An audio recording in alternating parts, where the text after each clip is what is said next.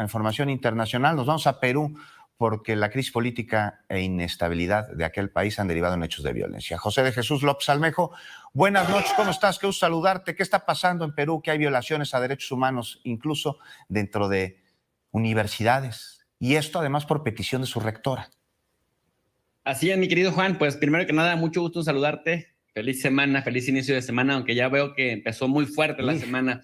Mira, pues efectivamente en Perú, aquellos que acusaron a Pedro Castillo de ser totalitario, de dar golpe de Estado, de, pues literal, encaminarse hacia una dictadura, son los mismos que a pesar de tener un rechazo muy bajo entre la población, un Congreso que a pesar de solo tener 9% de aceptación o 91% de desaprobación, una presidenta que dice no entender de qué van las protestas y que solo tiene un 82% de rechazo, o más bien, que solo tiene un 18% de aceptación, que dice no entender de qué van las protestas y que no está en sus manos satisfacer las demandas para que se disuelva el Congreso, rechazado abiertamente por la mayoría de la población, y también para llamar a una constituyente y también para sacar de la cárcel a Pedro Castillo, como son las demandas, o por lo menos garantizarle el debido proceso y su derecho a la defensa, pues resulta que fueron muy lejos, mi querido Juan, y como sucediera en 1991, en la época del que sí era dictador Fujimori Alberto,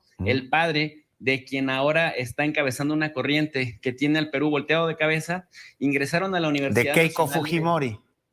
De Keiko Fujimori, que además también tiene problemas de corrupción muy severos. Ingresaron a la Universidad Nacional Mayor de San Marcos, la histórica Universidad de Perú, como sucediera en el 91 en tiempos de Fujimori.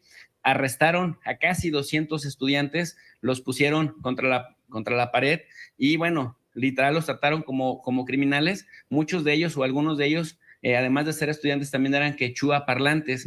Y bueno, pues los trataron con tal nivel de discriminación y de represión que ahora, pues esa es la nota, que por primera vez en más de 20 años violan la autonomía universitaria y literal se meten como si estuvieran en un estado de guerra con tanquetas y con bastantes policías. Y bueno, pues preocupante, José de Jesús. Nos cae el corte. Vamos a una pausa, no te vayas. Regresamos contigo rápidamente para que nos digas qué va a pasar allá en Perú. Volvemos.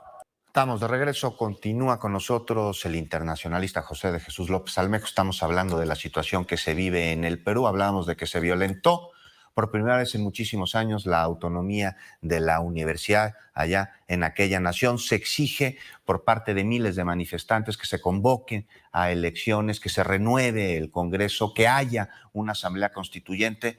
¿Tú cómo ves rápidamente, José de Jesús? ¿Crees que esto pueda suceder?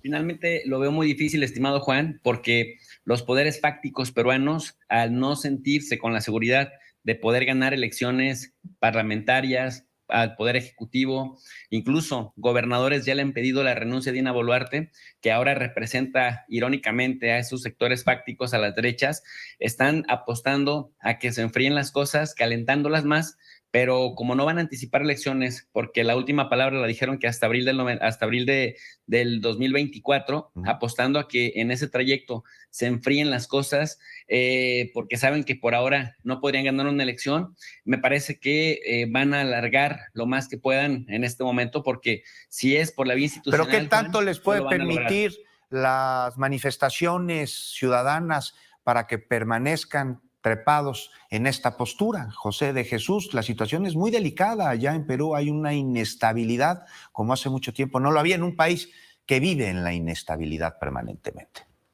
Subestimaron la protesta, Juan, subestimaron también la capacidad de convocatoria de Pedro Castillo y además tienen el apoyo de países como España, que les ha suministrado bastantes insumos antiprotestas, y también el apoyo diplomático de los Estados Unidos, y no dudaría que hasta económico. No tengo pruebas, pero tampoco dudas. Creo que de ahí viene el envalentonamiento del grupo que controla en este momento o que intenta controlar esa parte del poder presidencial, Juan.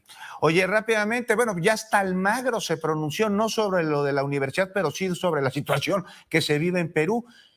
¿Cómo ves?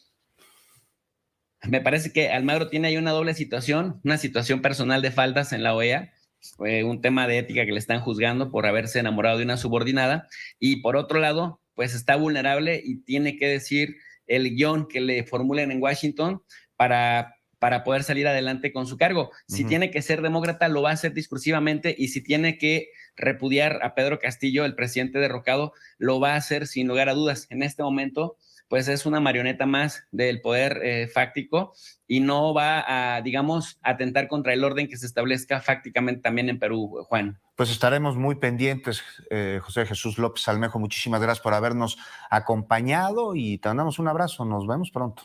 Abrazo fuerte, querido.